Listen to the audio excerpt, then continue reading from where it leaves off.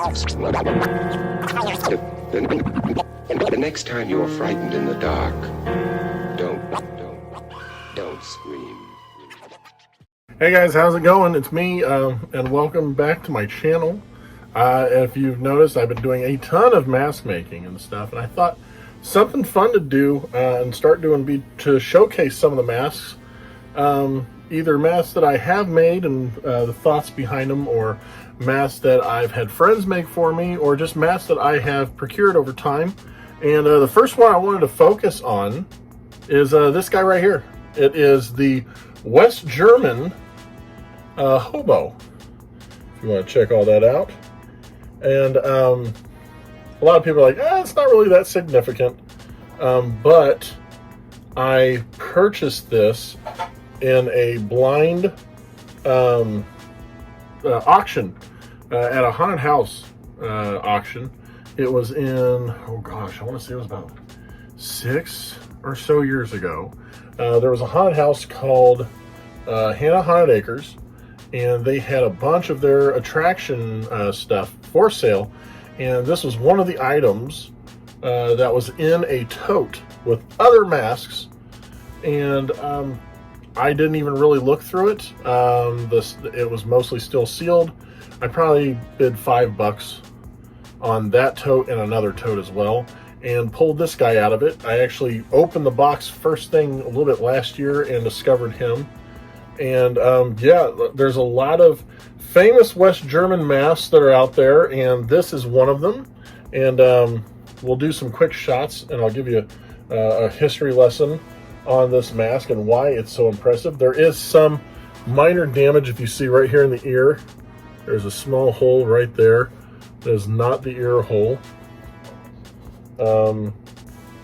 So I think that just happened over time.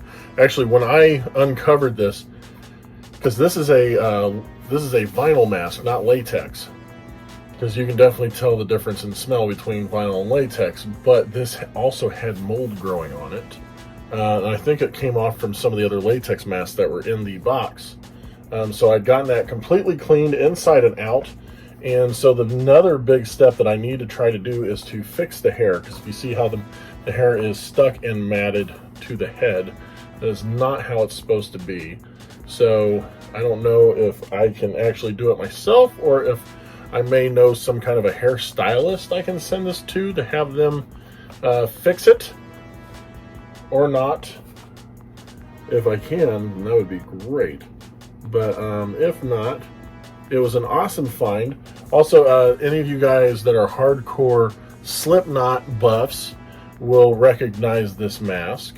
And it was worn by one of the earlier members of Slipknot. I don't know.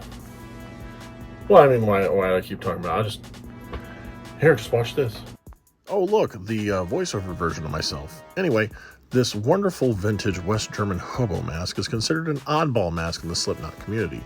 Oddball being that it's a mask that was either worn one time on stage, used as a prop on stage, or was just seen behind the scenes on a member for like interviews, photo shoots, music videos, and whatnot. Now, everybody was under the belief originally that this mask was worn by Sid Wilson, because when the photo was taken, the member wearing it was crouched down behind the DJ booth. Now, we all know that this is false. It was actually worn by member Brandon Darner. Now, Brandon Darner played percussion in 1998 for only about a month and a half, because he was temporary.